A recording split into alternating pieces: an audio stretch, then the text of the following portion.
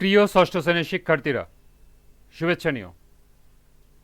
আজকে আমি তোমাদের 2025 সালের বিজ্ঞান বিষয়ের নতুন বই থেকে 12তম অধ্যায় এর অনুশীলনী থেকে সৃজনশীল প্রশ্নের সমাধান করে দেব। প্রথমে তোমাদের বলবো, যারা আমার চ্যানেলটি সাবস্ক্রাইব করো নাই তারা আমার চ্যানেলটি সাবস্ক্রাইব করবে এবং আমার সাথে থাকবে। তাহলে চলো আমরা ক্লাস শুরু করি।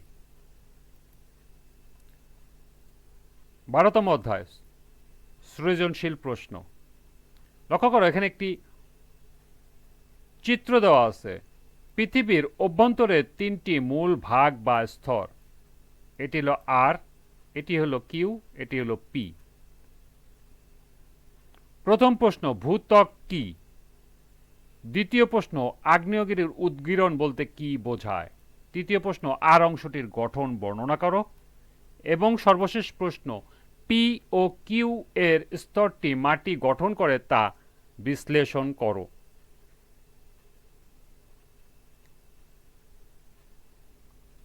তো চলো এখন আমরা এই চারটি প্রশ্নের সমাধান দেখে নিই।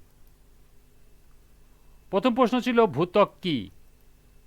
পৃথিবীর উপরিভাগে বাইরের দিকের আবরণকে ভূত্বক বলে। ভূত্বক পৃথিবীর আয়তনের 1% কম জায়গা দখল করে আছে।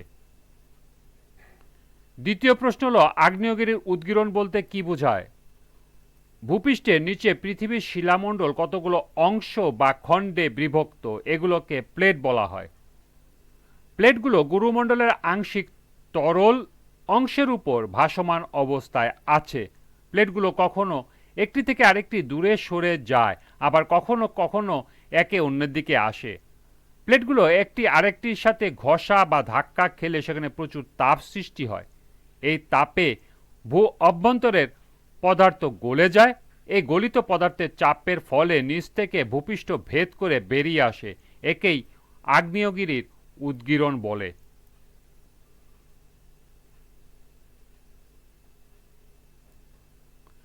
তৃতীয় প্রশ্ন ছিল, আর অংশটির গঠন বর্ণনা করো। উদ্দীপকে আর অংশটি হলো পৃথিবীর কেন্দ্রমণ্ডল। পৃথিবীর কেন্দ্রবিন্দু থেকে 2900 কিলোমিটার ব্যাসার্ধের গোলাকার জায়গা হলো কেন্দ্রমণ্ডল। পৃথিবীর কেন্দ্রমণ্ডল পৃথিবীর অভ্যন্তরে সবচেয়ে গভীর ও কেন্দ্রীয় অংশ, যা পৃথিবীর মোট গঠনগত ভরের প্রায় 15% গঠন করে।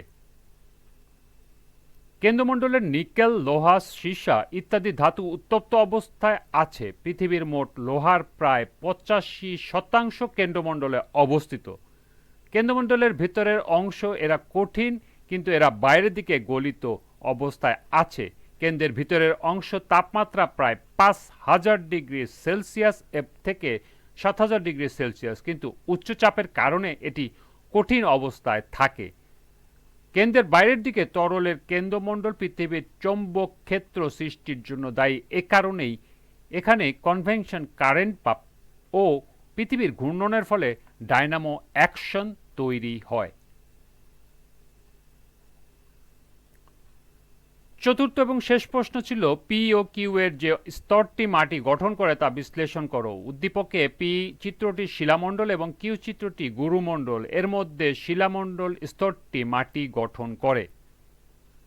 শিলামণ্ডলের উপরের দিকের অংশ ভূত্বক নামে পরিচিত। ভূত্বক সাধারণত পাথর, নুড়ি, কাকর, বালি, কাদা ইত্যাদি দ্বারা ভূত্বক গঠিত। এদের সাথে মিশে থাকে মৃত উদ্ভিদ ও প্রাণীর দেহের অংশ। ভূত্বক গঠনকারী এ সকল কঠিন পদার্থের সাধারণ নাম শিলা।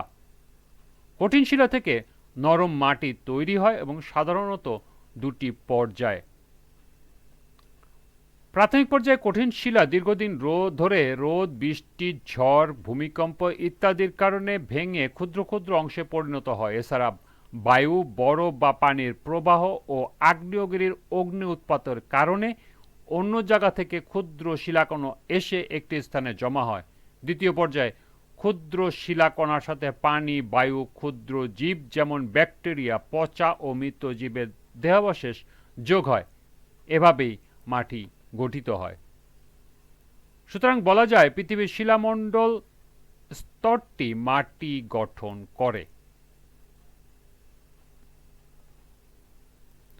এই ছিল সৃজনশীল চারটি প্রশ্নের সমাধান। তোমরা এগুলো এখান থেকে নোট করে নিতে পারো। এরই সাথে 12তম অধ্যায়ের সমাপ্তি। আজকের ক্লাসটি এ পর্যন্তই। সবাইকে আবারও বলছি, যারা আমার চ্যানেলটি সাবস্ক্রাইব করো নাই তারা আমার চ্যানেলটি সাবস্ক্রাইব করবে এবং আমার সাথে থাকবে। সবাইকে পরবর্তী ক্লাস দেখার আমন্ত্রণ জানিয়ে আজকের মতো এখানেই বিদায় নিচ্ছি। আল্লাহ হাফেজ।